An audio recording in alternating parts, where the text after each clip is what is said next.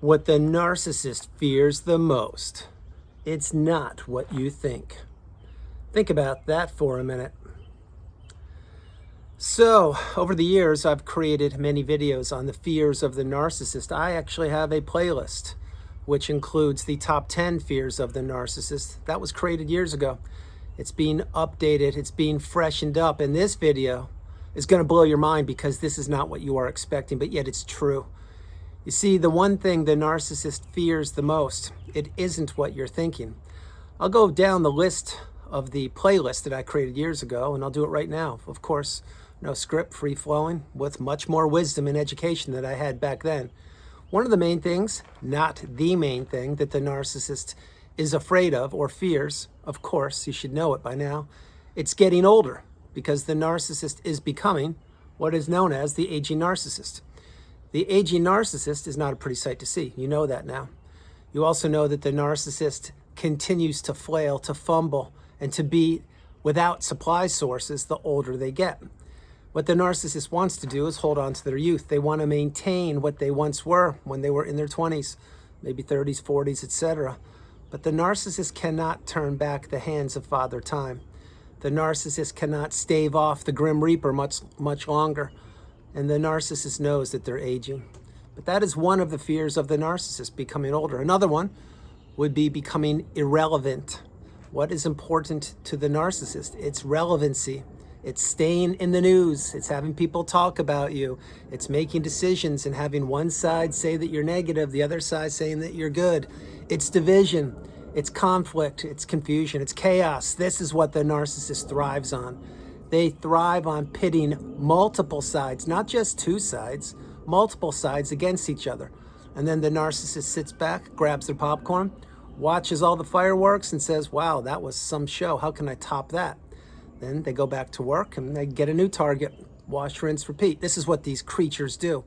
So when the narcissist becomes irrelevant, excuse me, and each and every one of these people is irrelevant, they just don't know it yet, and they're becoming more and more irrelevant as you're becoming stronger and becoming more and more awakened and aware, educated, and empowered. There's nothing they can do about that. You see, the narcissist took their best shot at you and at me, and of course they failed, and they failed miserably. So another one would be being irrelevant. The narcissist is afraid of that, but that's not at the top of this list. What is another one? Another one would be without having money. What does the narcissist love more than money? Say it with me. You got it. Ding, ding, ding. They love your money more than money. Now, you're probably chuckling on the couch or laughing while you're trying to finish that bowl of cereal, or you are giggling to yourself as you're laughing uncontrollably sitting next to somebody at work. That's true, though. Not only that you're chuckling or laughing, perhaps, but that the narcissist loves money. And when that money runs out, the narcissist runs out also. You now know that. You didn't know it back then because you figured or thought that you were in a loving, stable, healthy, two-way, committed, reciprocal relationship. You were in a relationship from hell. It was one-sided. It did not benefit you, and it benefited the toxic, parasitical creature, the dark energy source, yes, the narcissist. So another thing the narcissist is afraid of or fears is money, and I will touch on that again for a moment. Why do you think the narcissist hoards money? Why do you think they steal money? Why do you think they went through your money and kept their own money? It's because they wanted to make sure that A, you didn't have money, B, they used all your money, C, you couldn't rebuild, but D, that they had captured or hoarded all of it so no one else could take it. You have to keep this in mind. This is what these people are. They're hoarders. What they want to do is consume. They don't want to create. They want to trap. They don't want to build. And they want to destroy. They do not want people ever to put themselves back together. Now, these are 3 of the top examples in that list that I created years ago. There are 10. There are way more than 10 these days, but I'll jump on another one, what these people are most afraid of. Another one would be that they can't continue to get the same access that they used to, which means this. Think about what these people do usually. What they do is they compare sources. They compare fuel sources. They compare relationships. They compare what their best friends, wink, wink, have. They compare what their own adult children have, wink, wink. They compare what their parents have. They compare what their colleagues, coworkers, friends, if they have real friends, and they probably don't, or anyone else that they associate with or that they're spying on social media. And when they realize that they're not living up to what they once were, then they get desperate. And what do they have to do? They have to try their best to apply a new mask to that face of theirs and try to trump or beat or top the people that they're competing with. And the people they're competing with is literally everybody but themselves, including their own kids and their own exes and their own colleagues, coworkers, alleged friends, etc. You see, this person you're thinking about, they only care about themselves. If you think for a moment that they cared past tense about you, you would be wrong. You need to play this video, and you need to play all of the over 5,200 videos I've created over the years to continue to get the wisdom, because the narcissist is filled, they're riddled with fears. Another one, here's a big one that you probably didn't even put together yet. What's another one that these freaks or creatures are afraid of or fear? It's that their anxiety is going to become so overwhelming they won't be able to control it. Now, think about what I just shared with you. That was a very, very heavy sentence to dump on you, but it's true. That is what I call a nugget of wisdom. See, the narcissist is riddled with anxiety. Why do you think they wear a mask? They wear a mask because they can't be themselves. They are trying to be somebody of which they are not, and they're trying their best to trap, trick, and manipulate other people. But the anxiety continues to build up within these people. It continues to bubble up, and they can't control it, which is why when you were with them, you had to regulate them. Now, if that person you're considering is still living, they have somebody else regulating them, or something else is regulating them, but it's not you. It will never be you. It was you, but that's why you've gone no contact and blocked that person. And it can't ever be you again because you've applied the wisdom, you've acquired the wisdom, and you cannot unsee what you've seen. So another one is that these people, i.e. the narcissist, the dark energy, they are afraid that that they will not be able to control their anxiety. Think about it. Think about how many times when you were with that person you're considering, did they overreact? So example, let's say that somebody took you're parking a car in a parking lot. Let's say it was Walmart or Costco or one of these places, and you were parking your car, or the narcissist was driving, let's say, and somebody took their spot, or they couldn't park as close to the entrance as they wanted to. Remember, the narcissist needs the best parking. They need a number one parking right in the front row. And you may say, they do, but why?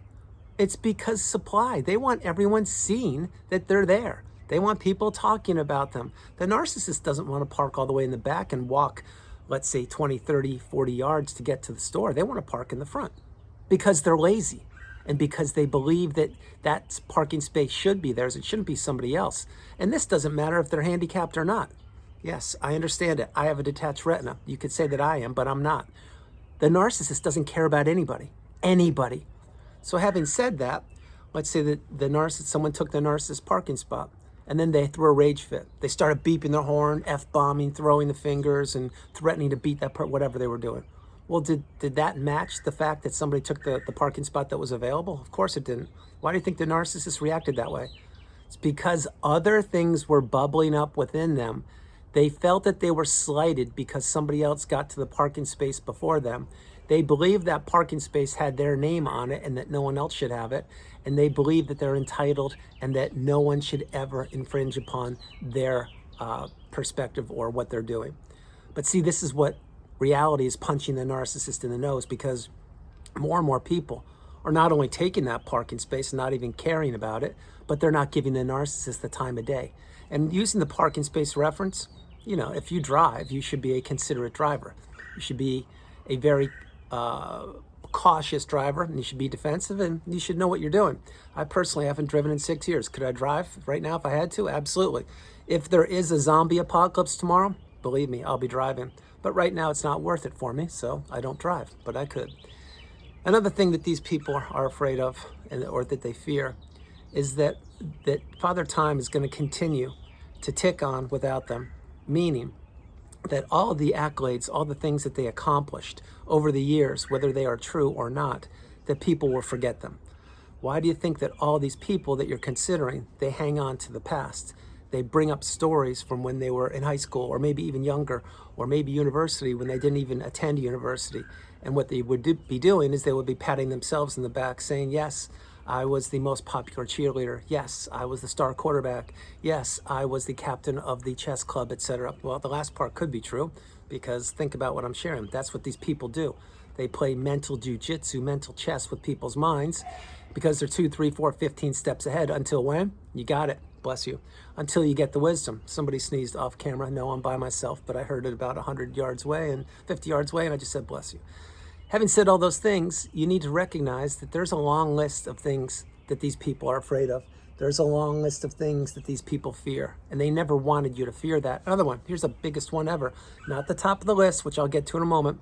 Another one is they were afraid that you would figure out who they were. Imagine, if you will, that you had to wear a mask every day of your life. Imagine, if you will, you were holding your breath, just juggling multiple relationships with multiple masks, knowing that at any one moment, 1, 2, 3, 15 of them could come crashing down when people figured out who you are, that you're a fraud, that you are a Ponzi scheme, that you are a thief, that you are a grifter, and yeah, a criminal. That's what these people have to do. They have to think about that every waking moment of their life. That's why they're always on the phone. That's why they're always looking for supply. That's why they took you for granted, and that's what they're afraid of. That's what they fear, being exposed, being called out. Think about it. So I'm going to fast forward now to the number one thing that you may not understand, or let me rephrase that. You will understand, but you may not have thought about it. The most important thing, the number one thing that the narcissist fears in this day and age, unlike 5 years ago, unlike 4, 3, 2 last year, unlike even a couple months ago, it is this. It is running out of supply sources. Yes, play it and play it multiple times. The narcissist fears running out of supply sources. Now you may say, wow, that's powerful and it's accurate, but tell me more about it. Well, you would be right, and I'm going to right now. You need to understand, as you're becoming stronger, the clarity's arriving in your mind, as it has with me, and other people are experiencing the same thing, then these people, specifically the people you're considering, they have less avenues to go to. They have less paths to find what they need. They have less people giving them attention.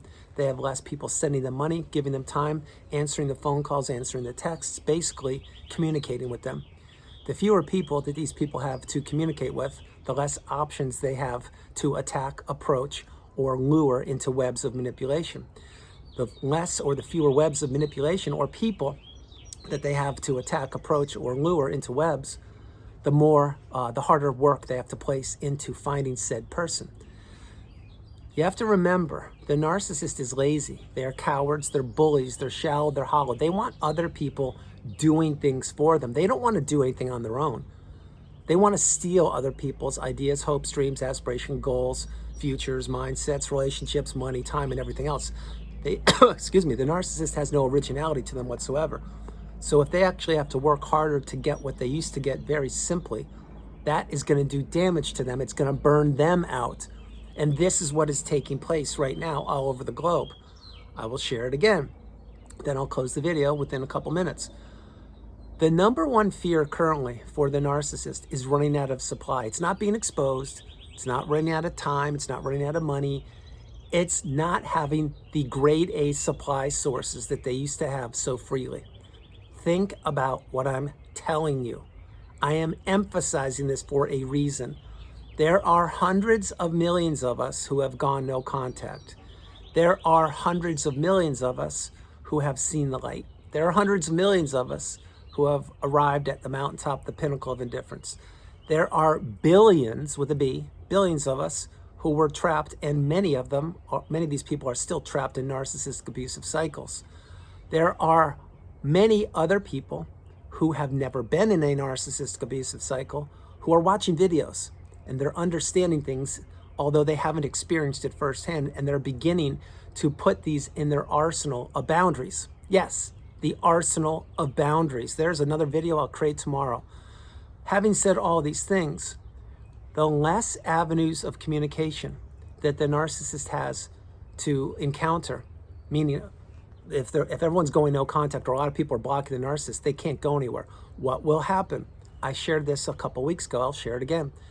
Eventually, the narcissist will have to cannibalize each other. They will have to turn inward towards each other, towards their own kind, towards the people that have no soul. They're hollow. They have a bottomless pit within them. They're filled with anxiety, and they have nothing to offer. But what will happen is people like you, the beautiful, bright, shining light, the empath, the person who was tricked, trapped, manipulated, and who was brainwashed in the narcissistic abusive cycle for a period of time. Once you've healed, you don't go back. You move forward. You close the chapter of the book on these parasites. That's exactly what I've done. And as you do it, other people that you are surrounding yourself with, if you have people, they're watching what you're doing. And they're taking cues from you. They're observing you. And they're saying, wait, you're changing. How'd you do that? What are you consuming? I want a little piece of that. What are you doing? Well, can you explain it to them? You could try, but it's going to go right over their head. The point is you're different. You're in the third version of you. And once you're in the third version of you, you can't go backwards. It's impossible. It's one of the laws of the universe. But I'll share this, then I will close the video. The number one fear of the narcissist, it is fighting for other narcissists, other toxic people, psychopaths, sociopaths, whatever you want to call them, looking for grade A sources of supply. I will tell you right now what you are. You are, let me rephrase this. You were a grade A source of supply. So was I. You're not supply. You are a beautiful, bright, shining light. That's what I am. I coined that expression in 2021 because you are a beautiful, abundant person who met the apex predator, the narcissist, who did their best to extinguish you and steal everything from you. But they couldn't accomplish it. They did their damnedest. They did their best. They played the long game. They stonewalled you, gave you the silent treatment, triangulated you, verbally abused you, mentally abused you, emotionally, financially, in every way possible. But guess what? You're still here. I'm still here now too. And the more I'm here, the stronger you will get. The stronger you get, the more you will realize that the narcissist's fears are many. But the number one fear for this year is they're afraid of not finding viable sources of supply. And this is coming to fruition. It's real. The narcissists don't know what to do. They are running all over the planet, slithering, if you will, looking for people similar to who you were, not who you are. You're different, you're changed, you're transformed. They're looking for people who you were. Remember, in the past, the first version of you, you were a clean slate. You were naive, you were vulnerable, you didn't know what you know now. They're looking for people like that. Those people don't exist nearly the way they used to in the past. They don't. Think about it. Think about the year 2020. What happened? Well, that should tell you a lot. Think about where we are now. Think of how much you've changed in 6 years. I know how much I've changed. If you're ever curious about how much I changed, just look at the first video I ever created called Glad You Made It, which was created live at about 10 o'clock at night on a Thursday night, March 31st, 2021. And I've created those videos every single year subsequently. And I did it again this year, and I'll do it again next year. But what you need to understand is the narcissist is riddled with fears. It's not your responsibility to save them, to help them. Quite the opposite. You have to close the chapter of the book on these people. Go no contact, block them, and understand that they took their best shots at you. And despite everything they tried, they threw it all at you in the kitchen sink, and you kept on doing the right thing, taking the high road, experiencing death by 1,000 paper cuts, and more. And you didn't quit. You didn't stop. That's why you need to believe in yourself the way I believe in you. And that's why you need to understand the narcissist is a sinking ship, a ticking time bomb, and their day is rapidly approaching. The Grim Reaper's knocking on their door. Father Time is ticking. The narcissist has no place else to hide, and they know it. So everyone, that's the video. I hope you liked it. I loved doing it from the beautiful Carolinas. This is Andrew. Namaste. Have a great afternoon, evening, or morning, no matter where you are on the planet. You are not alone. I love you all, and I'll talk with you tomorrow. A few things. One, I was going to open this video with Happy Mother's Day, but I decided to end it this way to see how much or how long you all watched the video. And number two, Happy Mother's Day to everybody. To all you beautiful women out there who have had children, Happy Mother's Day. To all you beautiful women out there who have not had children for whatever reason, Happy Mother's Day. To all you beautiful women who have adopted children, Happy Mother's Day. To all you beautiful women who wanted kids and you couldn't, or whatever your circumstances were, Happy Mother's Day. And one more, if I left any category out, please forgive me. I'm trying to send you all the love and abundance that I have within me, and that's a lot. And one more, for all of you beautiful women out there who have kids, who perhaps are adults now, whether you adopted them, you raised them, whatever you did with them, gave birth to them or not, and let's say that they turned out to be toxic, my heart goes out to you. It really does. Because those kids, you did the best you could to raise them, and they turned out the way they did. It wasn't your fault. One more thing I will say. If you have kids, they're adult kids, and the kids married a narcissist, but your kid, who's an adult, is in the fog, in the trauma bond, and caught up, my heart still goes out to you. Happy Mother's Day to you. I know it's not a fun road to go down. I'm being very cautious with my words, but what I'm trying to share with you is you've done the best you can do. This is your time. You need to Own what you've done, which means been the best person you possibly can. You need to understand you can only control what you can control. You need to stay in the present moment and understand that you did the best you possibly could do. So one more time, happy Mother's Day to everybody out there. I love you all. God bless you. And a special happy Mother's Day to my mom, who passed when I was 16. I love you more than anything, Mom. You did a fantastic job with me. So did you, Dad. But this is Mom's Day. I love you all, and I'll talk with you tomorrow. Bye, everybody. Bye.